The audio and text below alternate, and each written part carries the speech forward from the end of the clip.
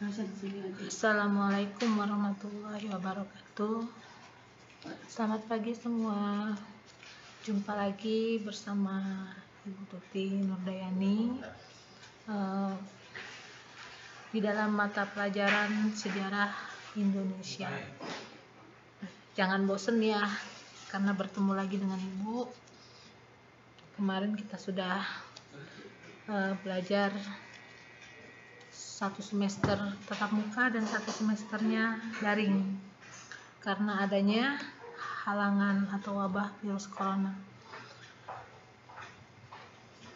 Dan materi di semester 1 ini kita akan membahas ada 4 bab ya, materi yang akan kita bahas di semester ini. Yang pertama, bab 1, yaitu tentang antara kolonialisme dan imperialisme. Nah, kolonialisme dan imperialisme ini adalah suatu paham di mana paham tersebut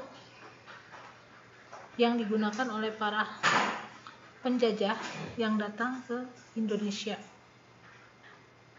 Di bab ini kita akan membahas tentang perburuan mutiara dari timur dan perebutan hegemoni. Dan ada juga tentang terbentuknya VOC, ya, tentang monopoli perdagangan yang dibentuk oleh pemerintahan kolonial Belanda, kerakusannya hingga keruntuhannya. Kemudian yang ketiga itu penjajahan pemerintahan Belanda.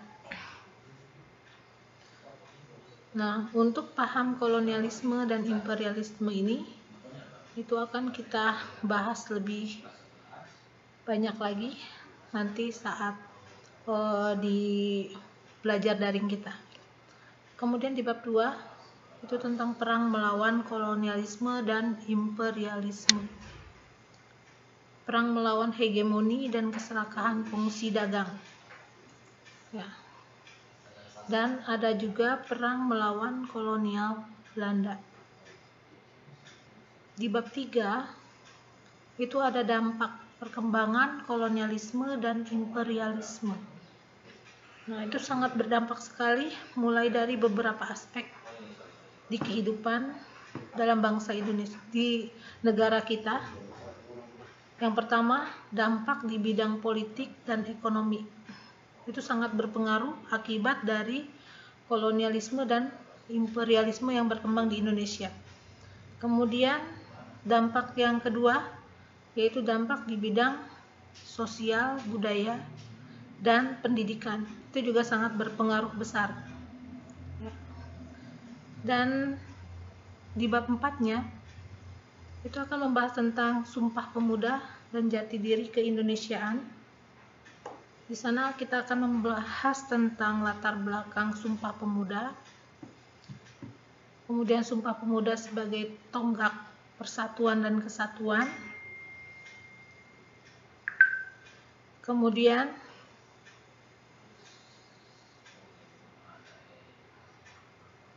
ada lagi sebagai Sumpah Pemuda itu sebagai jati diri keindonesiaan. Itu di bab 4. Kemudian untuk kompetensi inti. Di sini ada KI 1, KI 2, KI 3 dan KI 4. Untuk KD-nya, nah 3.5 itu menganalisis sifat pendudukan Jepang dan respon bangsa Indonesia. Indikatornya menganalisis proses kedatangan bangsa Jepang ke Indonesia, menganalisis sifat pendudukan Jepang di Indonesia, dan menganalisis respon bangsa Indonesia terhadap kedudukan bangsa Jepang. KD 4.5 itu menalar sifat pendudukan Jepang dan respon bangsa Indonesia dan menyajikan dalam bentuk cerita sejarah. Nah, di sini kita akan menalar sifat pendudukan Jepang dan respon bangsa Indonesia. Kemudian menyajikan hasil penalaran dan bentuk cerita sejarah.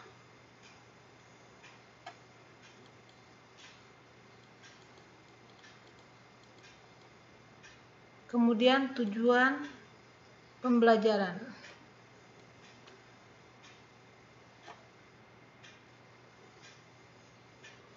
Tujuan pembelajarannya yaitu setelah mengikuti proses pembelajaran, peserta didik diharapkan dapat menganalisis proses kedatangan bangsa Jepang ke Indonesia, menganalisis sifat kedudukan Jepang di Indonesia, menganalisis respon bangsa Indonesia terhadap pendudukan bangsa Jepang, menalar sifat pendudukan Jepang dan respon bangsa Indonesia,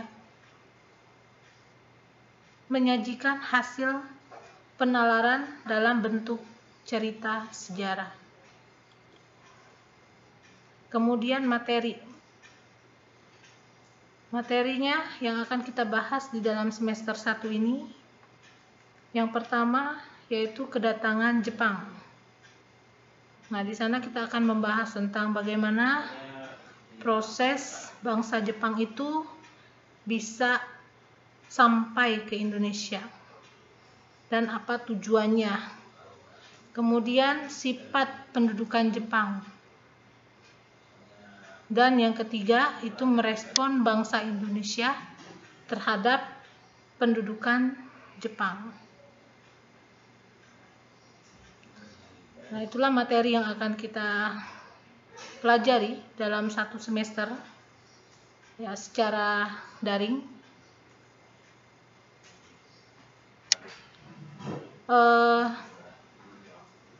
Ibu cukupkan sampai di sini materi kita, pertemuan kita pertama ya. Sampai jumpa minggu depan. Ibu tutup. Wabillahi taufiq wal hidayah. Wassalamualaikum warahmatullahi wabarakatuh.